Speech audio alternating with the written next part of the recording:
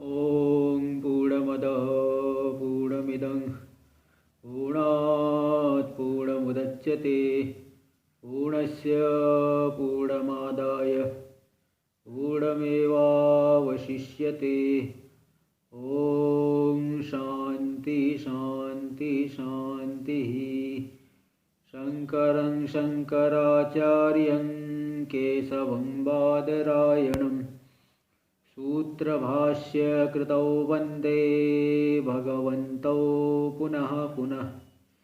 ईश्वरो गुरुरात्मेति मूर्तिभेदविभागिने व्योमवद्व्याप्तदेहाय दक्षिणामूर्तये नमः।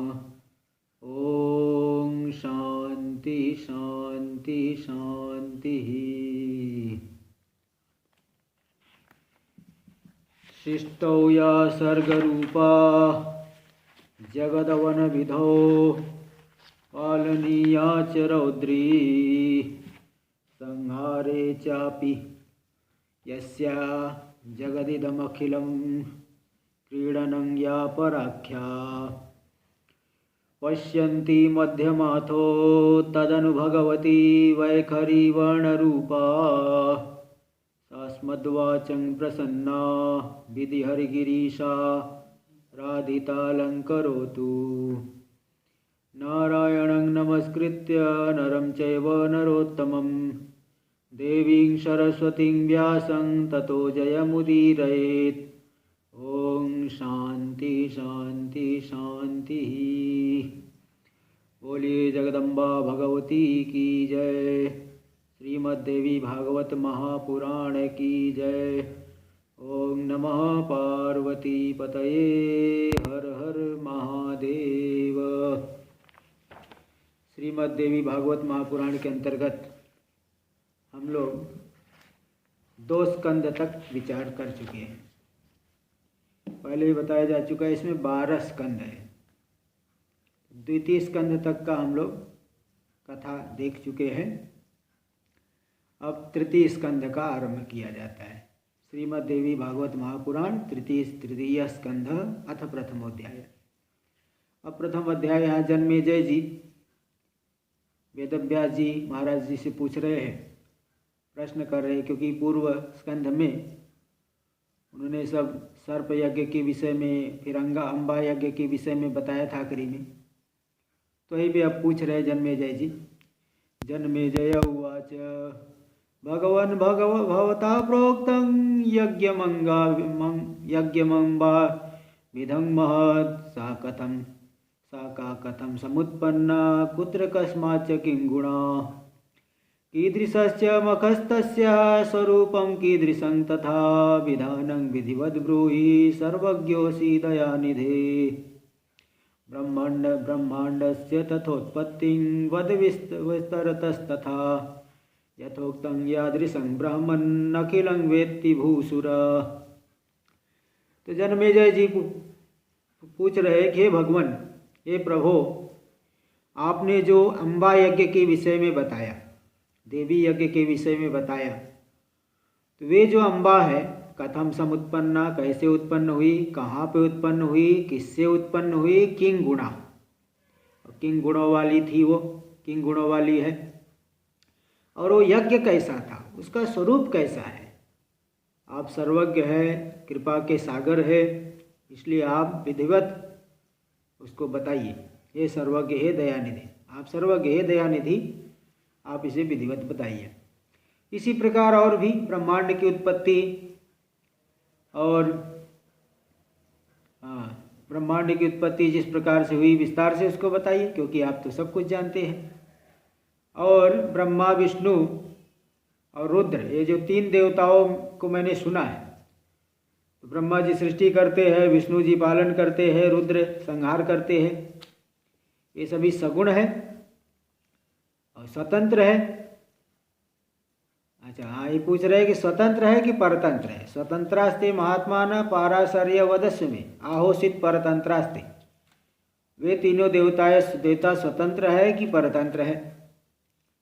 तो वे जो सच्चिदानंद रूप वे देवता लोग मरण धर्मा है, कि हम अमर है, आदिभूत, आदि भौतिक, आदि दैविक, आध्यात्मिक, 3 प्रकार के दुखों से वे युक्त है कि नहीं है, वे काल के अधीन है कि नहीं है, वे कैसे कहाँ से उत्पन्न हुए, कैसे प्रादुर्भूत हुए, इस विषय में भी मेरी एक शंका है, इसका भी आप निवारण करिए।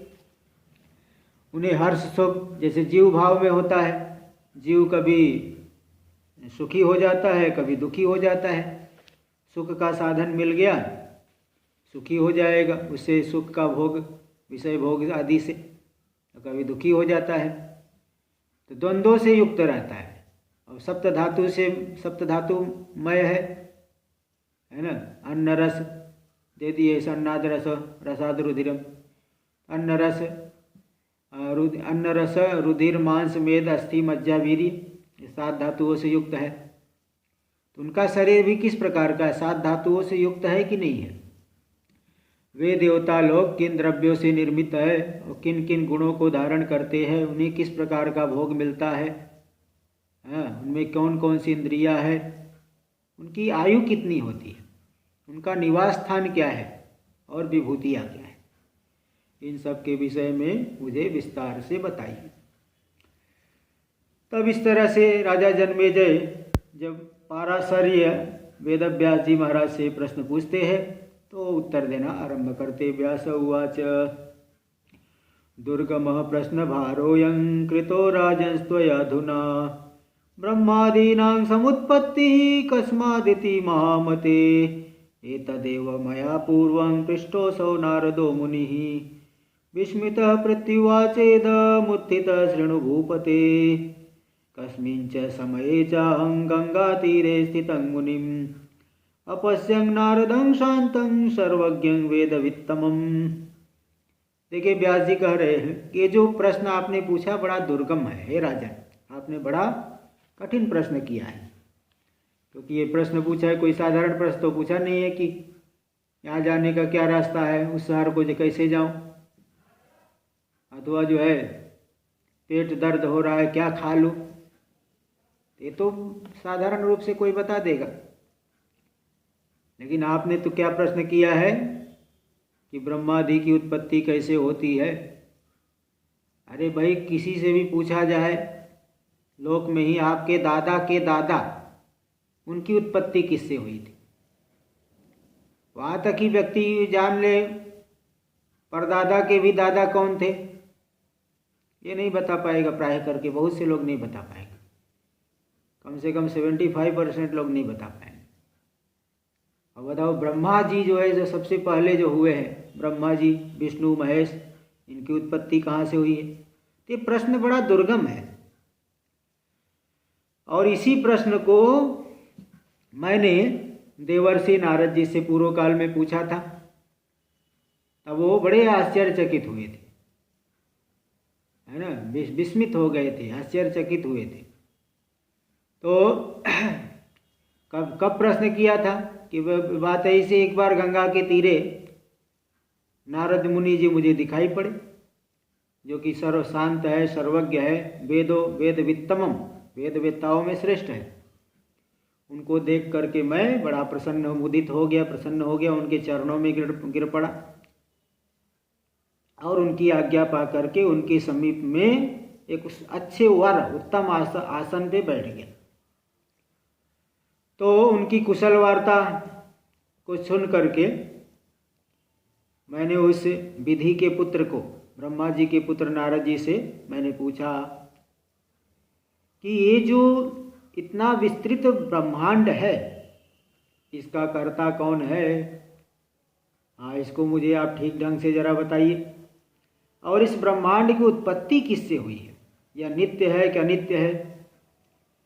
एक कर्तृकम एतद्वा बहुकर्तृकम अन्यथा अकर्तृतं न कार्यं स्यात् विरोधोऽयं विभाति मे इति संदेह संदोहे मग्नं मां तारय अधुना विकल्प कोटि कुर्वाणं संसारेस्मिन् प्रविस्तरे। ते जो है इसको एक व्यक्ति ने बनाया है, एक कर्ता के द्वारा बनाया गया है कि अनेक कर्ताओं ने मिलकर बनाया है, अथवा बिना कर्ता के है, ये मुझे अत्यंत विरोध मालूम पड़ रहा है। भाई बिना कर्ता के तो कोई कार्य होता नहीं है, तो बिना कर्ता के इसलिए विरोध मालूम पड़ रहा है। एक कर्ता है, अनेक कर्ता है। तो इस तरह से विविध कल्पनाएं मेरे मन में उठ रही थी। मैंने उन सब से जो है, उन सबको उनसे पूछा कि आप मुझे इन प्रश्नों का उत्तर दीजिए। और भी मैंने कहा कि कुछ लोग सदाशिव को कारण मानते हैं, कुछ लोग मतलब भगवान शंकर को ही, महादेव, उनके कई नाम यहाँ ले लिए, सदाशिव, महेश, प्रलय उत्पत्ति से विवर्जित आत्मा, राम, सुरेश, त्रिगुण, तुनको जो है कारण मानते हैं, इस संसार का मूल कारण मानते हैं। और अन्य लोग विष्णु की स्तुति करते हैं, उन्हीं को सबका ईश्वर मानते हैं। अव्यक्त सर्वशक्ति समन्वित, भुक्ति देने, भोग देने वाले, मोक्ष देने वाले, शांत, सभी के जो आदि है, व्यापक है, ऐसे हरि को कुछ लोग कारण मान करके उनकी स्तुति पूजा करते हैं। और कुछ अन्य लोग ऐसे हैं कि ब्रह्मा जी को सृष्टि का कारण मान करके उनकी स्तुति पूजा करते हैं। इस तरह से अन्य भी बहुत से लोग हैं। कुछ लोग सूर्य को ही सब कुछ मान लेते हैं और प्रातः सायं जो है उन्हीं की वंदना करते हैं। और कुछ लोग जो धन देने वाले इंद्र, सहस्त्र नेत्रों वाले हैं, देवताओं के देवाधिदेव, देवताओं के देव राजा है, तो उस इंद्र को ही सबको कुछ लोग जो है श्रेष्ठ मान के यजन करते हैं। और इसी प्रकार कुछ लोग वरुण को, कुछ लोग सोम देवता को, कुछ लोग पावक यानी अग्नि को, कुछ लोग वायु को, यम, कुबेर, इन सब की भी स्तुति करते हैं। कुछ लोग गणेश जी की वंदना करते हैं।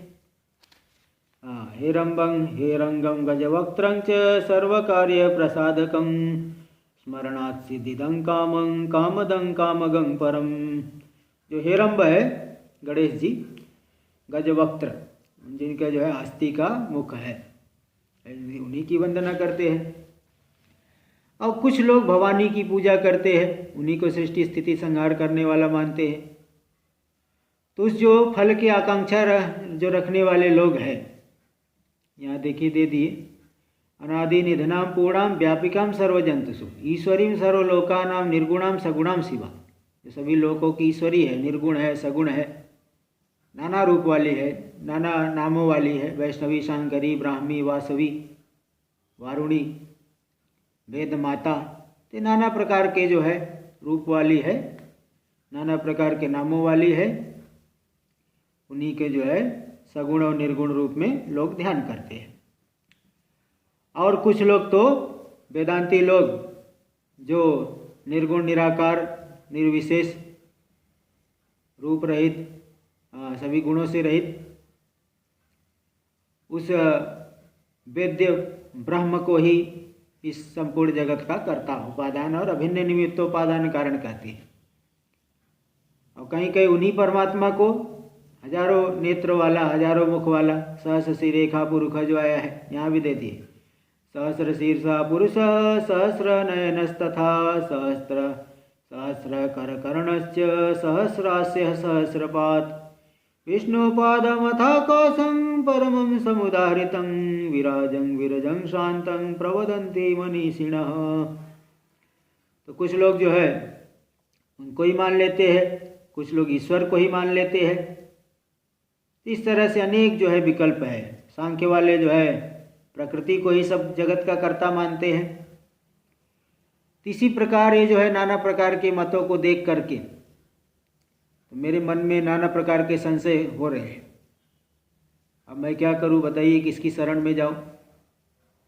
अब मुझे ये भी बता दिए धर्म क्या है, अधर्म क्या है, इसका लक्षण क्या है, क्योंकि लक्षण भी जरा स्पष्ट नहीं मालूम पड़ता। लक्षण प्रमाणाभ्याम वस्तु सिद्धि, किसी वस्तु की सिद्धि लक्षण और प्रमाण से होती है।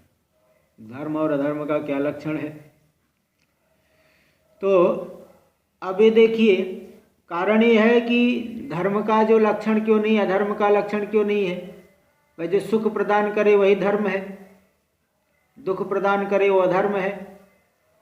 ये लक्षण करोगे तो देवताओं को बताओ क्यों दुख मिलता है, वो तो बड़े धर्म करके गए, देव भाव की प्राप्ति की है, फिर भी दानव लोग उनके ऊपर आक्रमण करके उन्हें परेशान करते, मारते पीटते हैं, उनकी जो है संपत्ति पे पूरा अपना अधिकार कर लेते हैं। और बड़े बड़े राजा जैसे राजा युधिष्ठिर हुए, नल हुए, भगवान राम हुए, देखो कितना कष्ट सहना पड़ा, उनमें कहाँ धर्म था। तो धर्म की मर्यादा जो है नहीं रह पा रही, इसलिए धर्म का जो स्पष्ट रूप से कोई लक्षण मुझे नहीं मालूम पड़ रहा, इसलिए आपकी शरण में आया हूँ, क्योंकि आप तो सर्वज्ञ हैं। हमें भले स्पष्ट नहीं हो रहा है, आपको तो स्पष्ट है, इसलिए आप मेरे इस हृदय को संशय से मुक्त कर दीजिए। कुरु में संशयं चेतः समर्थोसि महामुने, त्राहि संसार वार्धेस्त्वं ज्ञानपोतेन मां मुने, मज्जन्तं चोत्पतन्तं च मग्नं मोह जलाविले। मुझे संशय से रहित, मेरे चित्त को संशय से रहित कर दीजिए, क्योंकि हे महामुनि आप अत्यंत समर्थ हो, इसलिए मुझे इस संसार रूपी सागर से ज्ञान रूपी नौका के द्वारा उबार दीजिए, निकाल दीजिए, मेरी रक्षा करिए। इस तरह से तृतीय स्कंध का प्रथम अध्याय पूरा हुआ। अथ द्वितीयोध्याय। अब व्यास जी और यहाँ पे एक प्रश्न कर रहे हैं, तो व्यास जी जो है बता रहे हैं। व्यास उवाच यत्त्वया च महाबाहो पृष्टोऽहं कुरुषत्तम, तान् प्रश्नान् नारदः प्राह मया पृष्टो मुनीश्वरः। ये जो संवाद था व्यास और जन्मेजय के बीच में, तो जन्मेजय जी को बता रहे हैं, तो ये जो प्रश्न आपने मुझसे पूछा है, यानी जन्मेजय जो आपने मुझसे पूछा है, वही प्रश्न मैंने नारद जी से पूछा था। तो उन्होंने क्या जवाब दिया? अब तक तो प्रश्न बताया, अब उत्तर क्या है? उत्तर दे रहे नारद जी। नारद उवाच व्यास किं ते ब्रवीम्यद्य पुरायं संशयो मम, उत्पन्नो हृदयेत्यर्थं संदेहासार पीडितः, गत्वाहं पितरं स्थानं ब्रह्माणं मितौजसम्, अपृच्छं यत्त्वया पृष्टं व्यासाद्य प्रश्नमुत्तमम्। नारद जी बोले, देखिए व्यास जी, जन्मेजय जी व्यास जी से पूछे, तो व्यास जी ने कहा मैंने नारद जी से पूछा यही प्रश्न, और नारद जी भी बता रहे हैं कि भाई मैंने भी ये प्रश्न अपने पिताजी ब्रह्मा जी से पूछा था। ये देखिए गुरु परंपरा जो है श्रेष्ठ होती है। ये बातें क्यों बता रहे हैं कि परंपरा से ही किसी चीज को हमें प्राप्त करना चाहिए।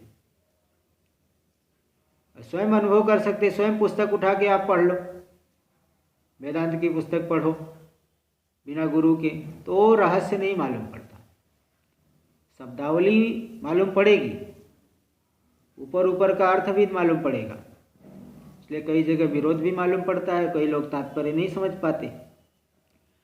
तो ये जो गुरुमुख से हमें सुनने को मिलता है, तो तात्पर्य के सहित अर्थ जब दिखाते हैं युक्तियों के आधार पे, श्रुति युक्ति अनुभूति के आधार पे, तो हमारे संशय मिट जाते हैं। तो गुरु परंपरा बहुत श्रेष्ठ होती है। तो नारद जी देखिए बता रहे कि पूर्व काल में मुझे भी यह संशय उत्पन्न हुआ था, तो मैं अत्यंत जो अमित तेज वाले, अत्यधिक तेज वाले अपने पिता, अत्यधिक तेजस्वी अपने पिता ब्रह्मा जी के पास में गया, और हे व्यास जी जो प्रश्न आपने मुझसे पूछा वही प्रश्न मैंने अपने पिताजी से पूछा था। हे पिताजी, ये जो ब्रह्मांड कहाँ से उत्पन्न हुआ है? आपने इसका निर्माण किया कि विष्णु भगवान ने किया है? पिता कुतः समुत्पन्नं ब्रह्मांडम अखिलं विभो, भवत्कृतेन वा सम्यक् किं वा विष्णु कृतं त्विदं, रुद्रकृतं वा विश्वात्मन् ब्रूहि सत्यं जगत्पते, आराधनीय कः कामं सर्वोत्कृष्टस्य कः प्रभु। आपने बनाया कि विष्णु ने बनाया, शिव जी ने बनाया? सत्य सत्य मुझे बताइए, कौन सा देवता आराधना करने के योग्य है? क्योंकि कौन सा देवता श्रेष्ठ है, किसकी आराधना की जाए? इन सब बातों को मुझे बताइए, क्योंकि मैं इस संसार, दुख रूपी संसार, मिथ्या संसार में डूबा हुआ। मेरा मन बहुत जो है संदेहों से हिलता डुलता रहता है, डोलायमान होता है। मैं बहुत भटक रहा हूँ, तीर्थों में, देवालयों में नाना प्रकार के साधन कर रहा हूँ, तो भी मुझे शांति नहीं मिल रही है। हाँ, तो हे परंतप, परतत्व को जाने बिना वास्तव में शांति मिल भी कैसे सकती है? इसलिए मेरा मन कहीं स्थिर नहीं हो पा रहा है। अब बताइए, मैं किसका स्मरण करूं, किसका यजन करूं, किसका स्मरण करूं, किसके पास जाऊं, किसकी अर्चना करूं, किसकी स्तुति करूं? हाँ, तो इस तरह से कम ना भी जानामि देवम सर्वेश्वरेश्वरम, तो जो है, क्योंकि मैं उनको जानता भी नहीं, सर्वेश्वर के भी जो ईश्वर है, ऐसे देव को जो है मैं जानता भी नहीं हूँ, इसलिए मैं किसकी शरण में जाऊँ? इस तरह से हे व्यास जी, मैंने अपने पितामह से पूछा था, इन दुरूह प्रश्न, कठिन प्रश्न इसको पूछा था। तो अब इसके बाद ब्रह्मा जी उत्तर दे रहे किसको? नारद जी को। जन्मेजय ने व्यास जी से, व्यास जी ने नारद जी से, और नारद जी ब्रह्मा जी से पूछे, तो ब्रह्मा जी उन्हें उत्तर दे रहे नारद जी को, और ये बात बता रहे वेद व्यास जी जन्मेजय जी को। ब्रह्मोवाच किं ब्रवीमि सुताद्यहं दुर्बोधं प्रश्नमुत्तमं त्वया शक्यं महाभाग विष्णोरपि सुनिश्चयात्। रागी कोऽपि न जानाति संसारेऽस्मिन् महामते विरक्तश्च विजानयति निरोहो यो विमत्सरः। एकार्णवे पुरा जाते नष्टे स्थावरजङ्गमे भूतमात्रे समुत्पन्ने संजज्ञे कमलादहम्। बोले, हे पुत्र, जो तुमने आज मुझसे प्रश्न किया है, इसे मैं क्या विष्णु भगवान भी नहीं बता सकते, ये मैं निश्चित रूप से कह सकता हूँ। तो जो रागी पुरुष है, कोई भी संसार के पदार्थों में राग रखता है, वह इस तत्व को नहीं जान सकता। जो कोई विरक्त हो, निरीह, इहा चेष्टा से रहित, निष्पृह, मत्सर है ना, जो मत्सर है, दूसरे के उत्कर्ष आदि को नहीं सहन कर पाने वाला, वह भी उस तत्व को नहीं जान सकता। पूर्व काल में एक बार जब प्रलय काल हो गया था, सभी जो है प्राणी नष्ट हो गए थे, तो फिर इसके बाद जब सृष्टि के आदि में पांचों भूतों की उत्पत्ति हुई, तो मेरा भी कमल से प्रादुर्भाव हुआ। तो उस समय मैंने न तो सूर्य को देखा, न चंद्रमा को देखा, न वृक्षों को देखा, न पर्वतों को देखा, कुछ भी मुझे दिखाई नहीं पड़ा। और कमल की कर्णिका पर बैठ करके मैं विचार करने लगा कि इस जो है महासागर, महानव में, महासागर के जल में कौन जो है, कैसे मैं उत्पन्न हो गया, कौन मेरी रक्षा करेगा, कौन प्रभु? हाँ, तो इस जगत का कर्ता कौन है, मेरी उत्पत्ति करने वाला कौन है, रक्षा करने वाला कौन है, संहार करने वाला कौन है? तो कोई भूमि भी नहीं दिखाई पड़ रही है, ये जो जल है इसका आधार कोई भूमि भी नहीं दिखाई पड़ रही। फिर ये पंकज कहाँ से उत्पन्न हुआ, कमल कहाँ से उत्पन्न हुआ? हाँ, क्योंकि पंकज जायते इति पंकज, पंकज मतलब पंख जो कीचड़ से उत्पन्न हो, प्रसिद्धि है और यौगिक वृत्ति भी है। तो ऐसा ये पृथ्वी तो नहीं दिखाई पड़ रही है, लेकिन मैं आज जरूर ढूंढ के रहूँगा, किसी भी हालत में मैं खोज लूँगा कि इस कमल का मूल जो आधार है, पंख कीचड़, वो कहाँ है। उस कीचड़ का आधारभूता जो भूमि होती है, भूमि में ही पानी बहुत समय तक रहे तो कीचड़ हो जाता है। तो कीचड़ की भी भूता जो कठोर भूमि होती है। तो ब्रह्मा जी ने यही विचार करके कहा मैं आज जरूर खोजूंगा। इसके अनंतर ब्रह्मा जी उस अपने आसन से उतर करके, वही स्वयं बता रहे हैं, 1000 वर्ष तक पृथ्वी को खोजते रहे, किंतु उन्हें कोई लाभ नहीं हुआ।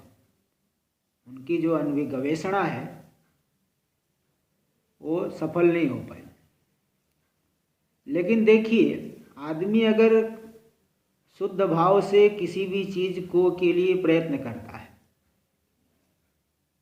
तो उसका प्रयत्न पूरी तरह से बेकार नहीं होता, कुछ न कुछ रास्ता जरूर मिल जाता है। जैसे आप घर में बैठे हुए हो, आपके अंदर बहुत इच्छा है कि मैं एक तीर्थ में जाऊं, लेकिन आप घर से ना निकलो तो फिर वो कुछ होने वाला नहीं। भाई घर से निकलिए, सारा रास्ता आपको नहीं पता है, घर से निकल के जाओगे तब तो रास्ता मालूम पड़ेगा, कोई न कोई बताएगा। तो ये जो है व्यक्ति का जो प्रयत्न होता है पूरी तरह से व्यर्थ नहीं होता। कहीं कहीं कहते हैं कि उनका प्रयत्न व्यर्थ हो गया, ये वो इस बात के लिए बताया जाता है कि भाई और अधिक तत्परता से प्रयत्न करें, इसलिए ऐसा कहा जाता है। तो ब्रह्मा जी को जब नहीं मिला, परेशान हो गए, तो उसी समय आकाशवाणी हुई कि तपस्या करो। तपस्तपेति चाकाशे वागभूत शरीरिणी ततो मया तपस्तप्तं सद्य वर्ष सहस्रकम। तपस्तप इति, तपस्या करो, तपस्या का आचरण करो तुम। इस तरह से अशरीरिणी वाणी, आकाशवाणी हुई। इसके अनंतर मैंने 1000 वर्ष तक तपस्या की, उसी कमल पर आसीन होकर के। तो 1000 वर्ष तक तपस्या करने के बाद फिर दोबारा जो है आकाशवाणी हुई। सृजेति पुनरुद्भूता वाणी तत्र श्रुता मया विमूढ़ोऽहं तदा कर्ण्य कं सृजामि करोमि किम। तुम सृष्टि करो, ऐसी आकाशवाणी हुई। तो मैंने सुना, मैं तो सुन करके मोहित हो गया, विमूढ़ हो गया। कुछ समझ में नहीं आ रहा है कि क्या किसकी सृष्टि करूं, क्या करूं, किसकी सृष्टि करूं। उसी समय मेरे सामने 2 भयानक दानव आ गए, मधु और कैटभ। तो वे युद्ध के लिए अत्यंत तत्पर थे। तो उनको देख करके मैं अत्यंत भयभीत हो गया। तो मैं जो है अपने लिए कुछ शरण ढूंढने के लिए उसी कमल के नाल का आलम्बन लेकर के समुद्र के बीच में नीचे उतरने लगा। तो वहाँ मैंने एक अत्यंत अद्भुत पुरुष को देखा। तदा तत्र मया दृष्ट पुरुषः परमाद्भुतः मेघ श्याम शरीरस्तु पीतवासाश्चतुर्विध। मेघ के समान श्याम वर्ण के शरीर वाले थे वे, पीले वस्त्र को धारण किए हुए, 4 भुजा वाले शेषशायी, ऐसे जगन्नाथ जो वनमाला से विभूषित होकर के शेष पर शयन कर रहे थे। तो नाना प्रकार के शंख चक्र गदा आदि आयुध धारण किए हुए हैं। तो ऐसे मैंने विष्णु भगवान को, महाविष्णु को शेष रूपी पर्यंक बिस्तर पर, शैया पर सोते हुए देखा। तो योग माया से, योग निद्रा से युक्त होकर के वे किसी भी चेष्टा से रहित होकर के शयन कर रहे थे। तब मुझे चिंता सताने लगी, कब मैं करूँ तो क्या करूँ, इन राक्षसों से कैसे बचूं। इनसे बचाने के लिए यही एक थे, अभी तो सो रहे हैं। तो मैंने चिंता ममद्भुता जाता किं करोमीति नारद मया स्मृता तदा देवी स्तुता निद्रा स्वरूपिणी। अत्यंत अद्भुत जो है चिंता होने लगी मुझे। तो मैंने कि क्या करूं मैं।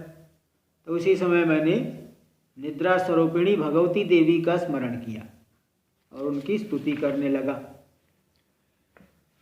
तो मेरे स्तुति करने से वे भगवती कल्याणी देवी शिवा भगवान विष्णु के शरीर से निकल करके बाहर खड़ी हो गई, जो कि अत्यंत सुंदर आभूषणों से विभूषित थी। तो वे सामने आ गई। इस प्रकार से जब वो विष्णु के शरीर को छोड़ करके सामने वो आकाश में आ गए, आकाश में विराजित हो गए। तो उनके द्वारा मुक्त किए जाने पर निद्रा देवी जब हट गई तो भगवान विष्णु उठ के खड़े हो गए और उन्होंने 5000 वर्ष तक उन दानवों के साथ युद्ध किया। इसके अनंतर वे दोनों दानव भगवती के द्वारा मोहित कर दिए गए। देखो यहाँ 5 वर्ष सहस्राणि कृतवान युद्धमुत्तमं तदा विलोकितौ दैत्यो हरिणा विनिपातितौ। तो वहाँ पे देवी किससे मोहित होकर के दोनों दैत्य उनके द्वारा गिरा दिए गए, हरि के द्वारा गिरा दिए गए, मार दिए गए। भगवान ने उन दोनों दैत्यों को अपने विशाल गोद में, उत्संग यानी गोद, जांग पर बैठा करके मार डाला। तो हम दोनों, वो मैं था और वो विष्णु भगवान वहाँ थे। तभी वहीं पे शिव जी भी आ गए। तो हम तीनों ने फिर गगन में स्थित उस भगवती देवी को देखा। हमने उनकी स्तुति करने लगे, हमने उनकी स्तुति की। तो देवी हमारे ऊपर प्रसन्न होकर के बोलती है, क्या बोलती है देखिए। देव्युवाच काजेसा स्वानि कार्याणि कुरुध्वं समतंद्रिताः सृष्टि स्थिति विशिष्टानि हतावेतौ महासुरौ कृत्वा स्वानि निकेतानि वसध्वं विगतज्वरः प्रजाश्चतुर्विधा सर्वा सृजध्वं स्वविभूतिभिः।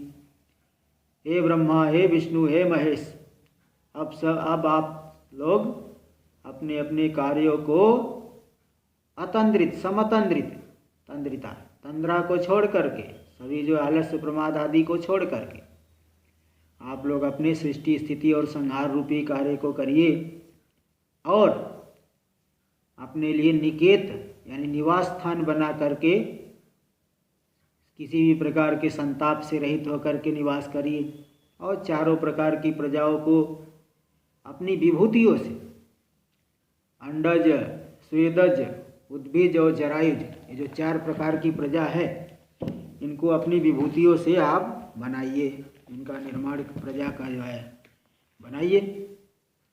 इस तरह से उन्होंने, देवी भगवती ने आदेश दिया।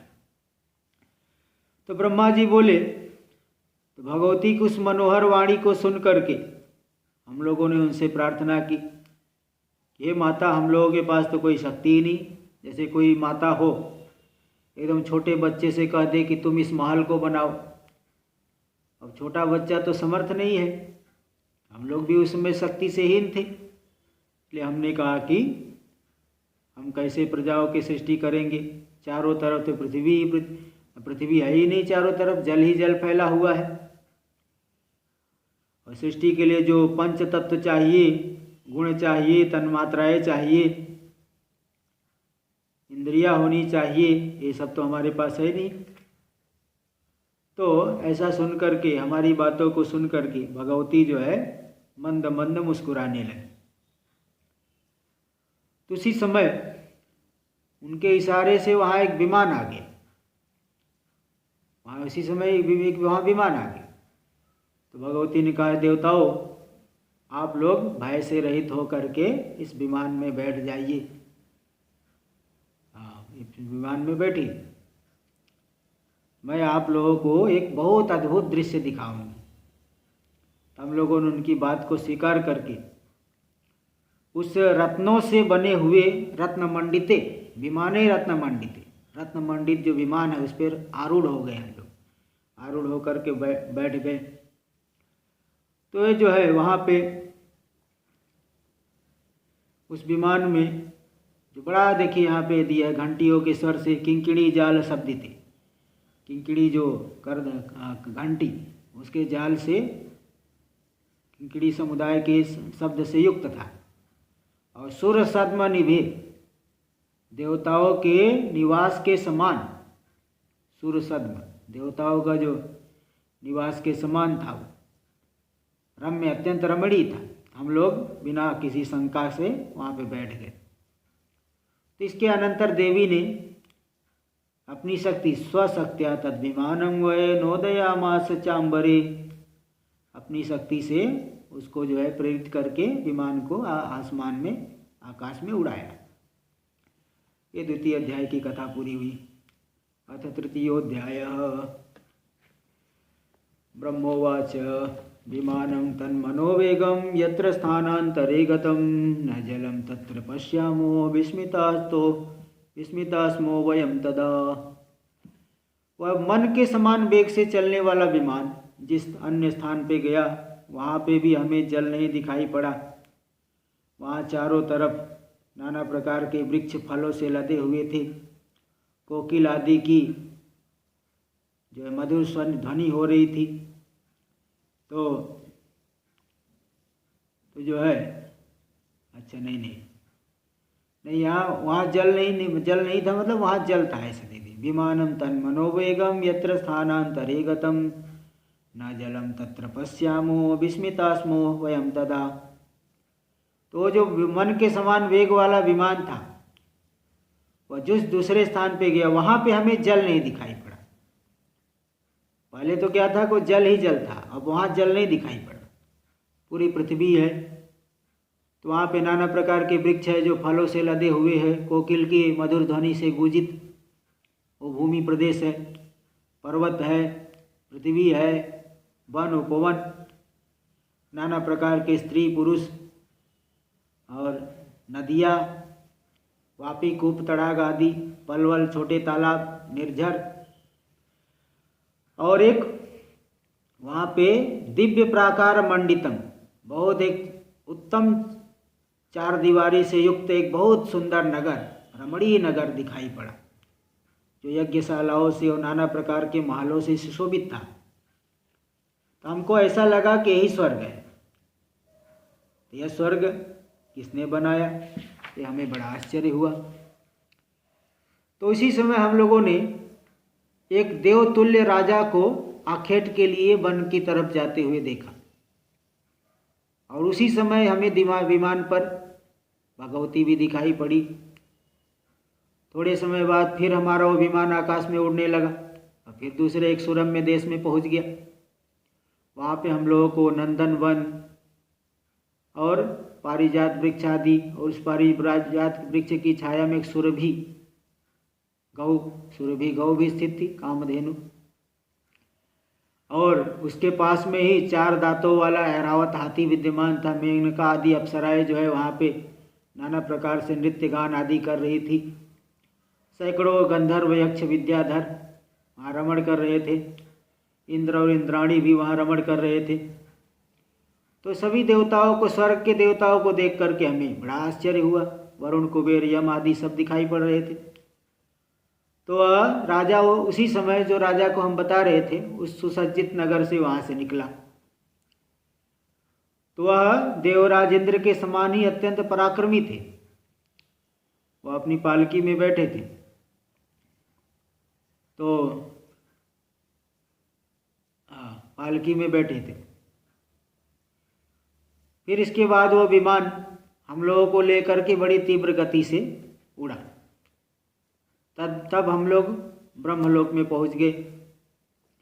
तो वहाँ एक दूसरे ब्रह्मा जी विद्यमान थे। उनको देख करके मैं, भगवान शंकर और विष्णु तीनों विस्मित हो गए। ये बताओ दूसरे कौन सी ब्रह्मा है। तो वहाँ जो ब्रह्मा जी की सभा में सभी वेद अपने अंग जो है, वेद के 6 अंग होते हैं। शिक्षा, कल्पो, व्याकरणम, निरुक्तो, छंदो, ज्योतिषम। निरुक्त, छंद, ज्योतिष, 6 अंगों के सहित वेद अपने मूर्त रूप में विद्यमान थे। और सभी नदियाँ, समुद्र, नाग, पर्वत आदि सब भी वहाँ विद्यमान थे। तो विष्णु और शंकर ने मुझसे पूछा कि हे ब्रह्मा जी, ये दूसरे ब्रह्मा कौन है?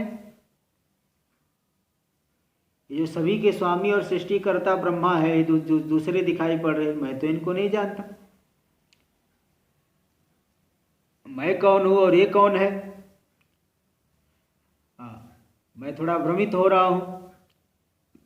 फिर इसके बाद फिर थोड़े समय बाद फिर वो विमान पुनः जो है मन के समान वेग से आगे की ओर बढ़ा।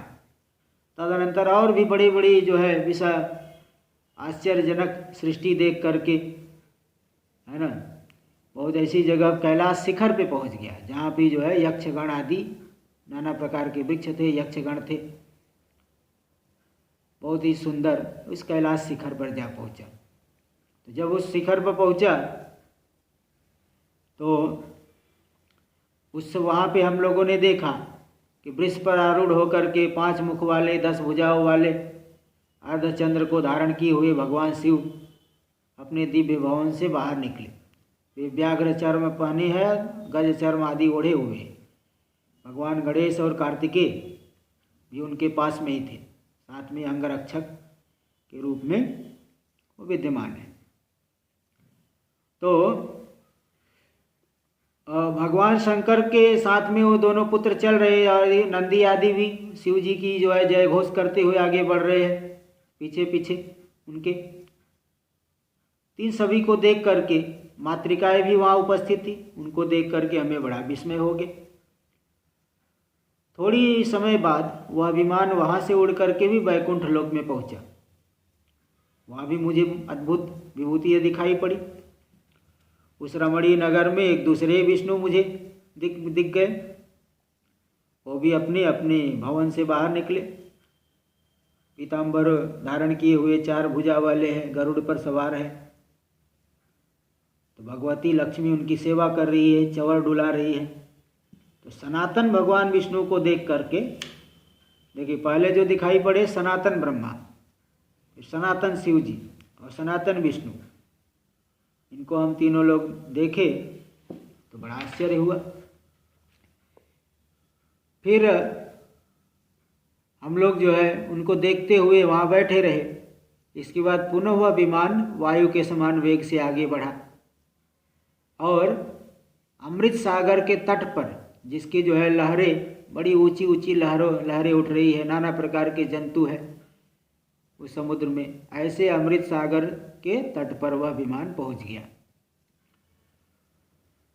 तो उस सागर के तट पर नाना प्रकार के वृक्ष जो है विचित्र रंग वाले, विचित्र जो है परिमाण वाले नाना प्रकार के वृक्ष शोभित हो रहे हैं। और यहाँ कुछ बताया, अशोक के पुष्प है, कुरुबक, बकुल, ये सब पुष्प है। और उसके चारों तरफ नाना प्रकार की वाटिकाएं है, केतकी पुष्प की, चंपक पुष्प की वाटिकाएं, जहाँ पे कोयलों की मधुर ध्वनि गूंज रही है और नाना प्रकार की सुगंध वहाँ से निकल रही है, भौरे गुंजार कर रहे हैं। तो उसी द्वीप में हम लोगों को शिव जी के समान आकार वाले एक जो है मनोहर अद्भुत पलंग पर्यंक दिखाई पड़ा, जो नाना प्रकार के रत्नों से विभूषित था। उस पलंग पे अनेक आकर्षक वर्णों से युक्त चादरें बिछी हुई थी और वह पलंग इंद्रधनुष के समान सुशोभित हो रहा था। हमने देखा कुछ पलंग पे एक सुंदर दिव्यांगना वरांगना बैठी हुई है। तो उस देवी ने रक्त पुष्पों की माला पहनी हुई है और लाल चंदन का लेप कर रखा है शरीर में और लाल नेत्र वाली है और करोड़ों विद्युत की समान प्रभाव वाली है वह देवी। तो बहुत सुंदर उनकी सुषमा सौंदर्य है। तो वर, पास, अंकुर और अभय मुद्रा, अभिष्ट मुद्रा को धारण करने वाली वे भुवनेश्वरी देवी हमें दिखाई पड़ी, जिन्हें हमने कभी देखा नहीं था। तो उनके समीप में ही पक्षियों का समुदाय जो हिंकार बीज मंत्र का जाप कर रहा था। तो ये जो है देवी अत्यंत करुणा की मूर्ति थी। इस तरह से हमें विचित्र दृश्य और भी बहुत से यहाँ देवी के वर्णन है, नाना प्रकार के दृश्य हमें दिखाई पड़े। तो हम लोग वहाँ पे खड़े रहे। खड़े रहने पर वो देवी हमें, सुंदर मुस्कान वाली देवी हमसे बोली। यहाँ पे बता रहे हैं कि उन देवी के समीप में उनकी अनेक सखियाँ भी थी, जिनका नाम मृलेखा, भुवनेश्वरी, अनंग कुसुमा, ये नाना प्रकार की सखियाँ भी है। हम लोगों को बड़ा आश्चर्य हो रहा है कि अप्सरा है कि गंधर्वी है, देवांगना है, ये कौन हो सकती है। हम लोग वैसे खड़े रहे।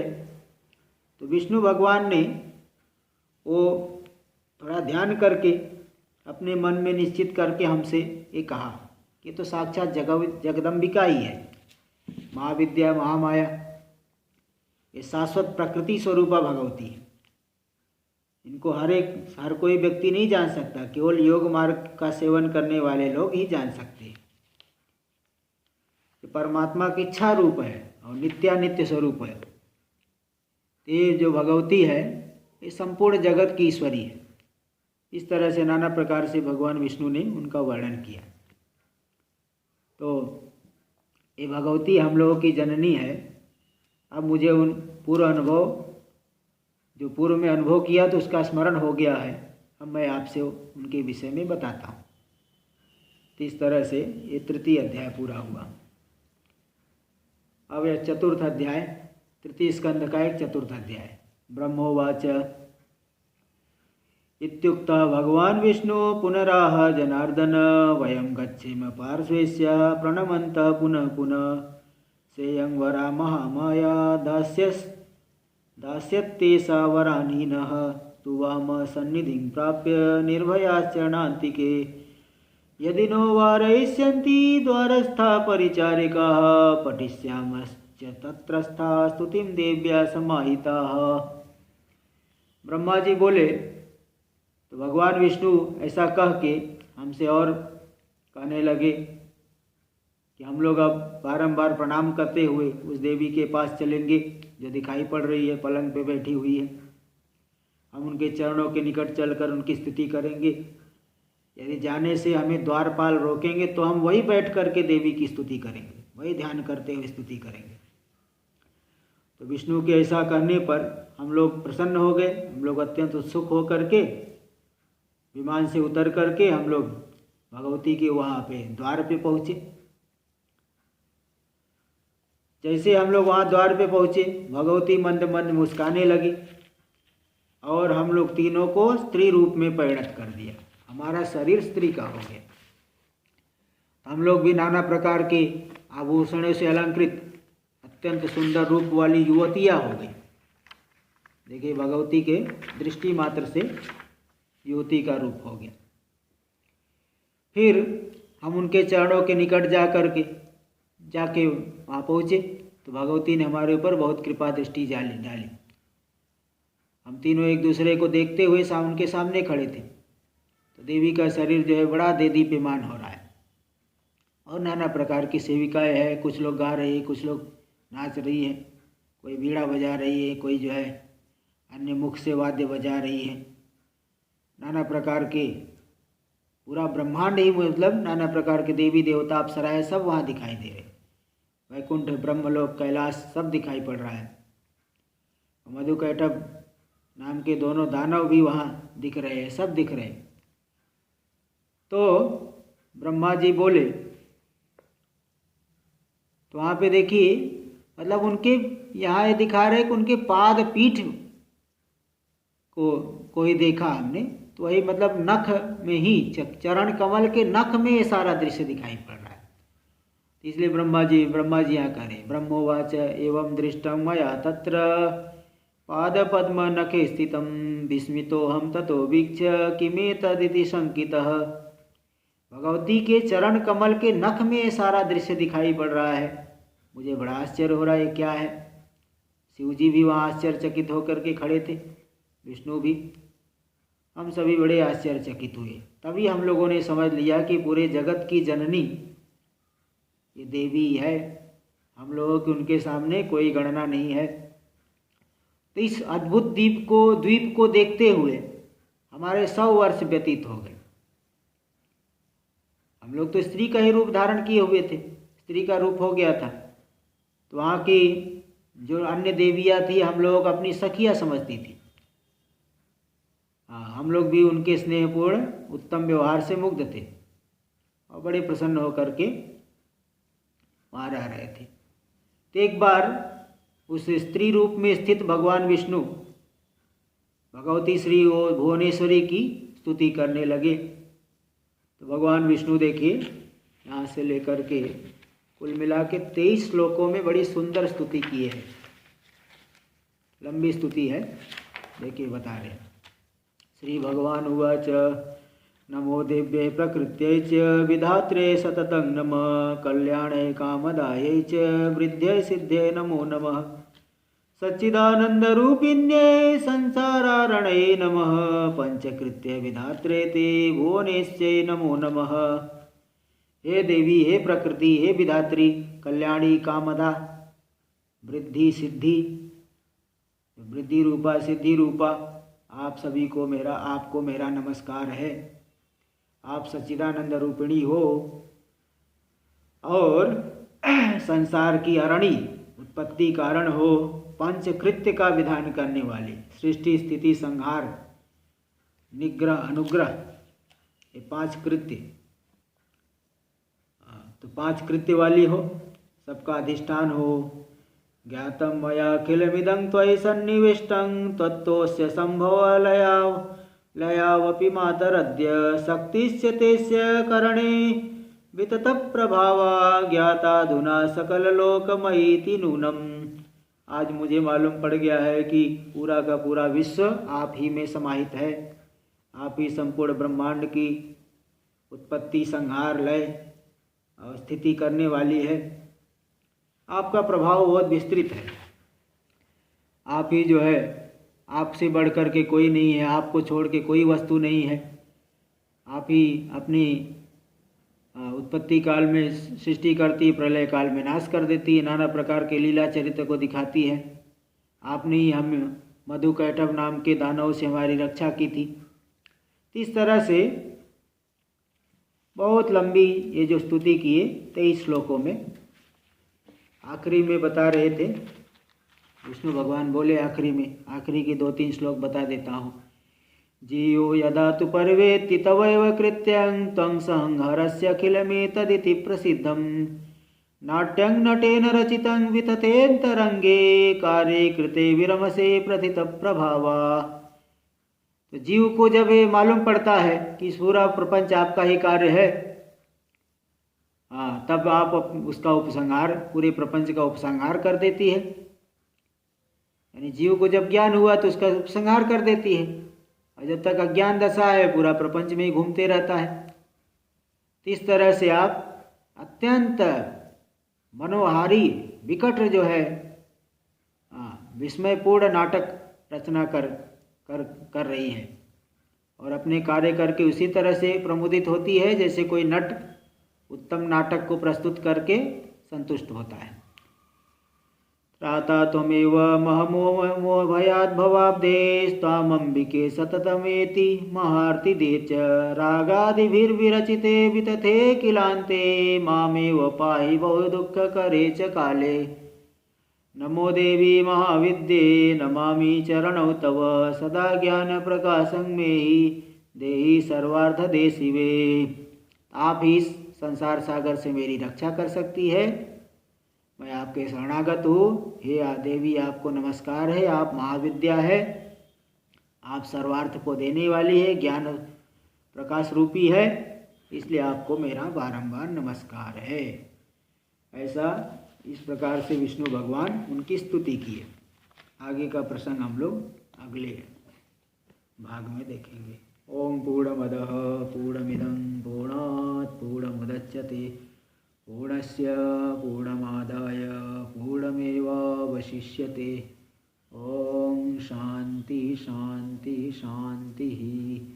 शंकरं शंकराचार्यं केशवं बादरायणं सूत्रभाष्य कृतौ वंदे भगवन्तौ पुनः पुनः। ईश्वरो गुरुरात्मेति मूर्तिभेदविभागिने व्योमवद्व्याप्तदेहाय दक्षिणामूर्तये नमः। ओम शांति शांति शांति। बोले जगदम्बा भगवती की जय। श्रीमद्देवी भागवत महापुराण की जय। ओम नमः पार्वती पतये। हर हर महादेव।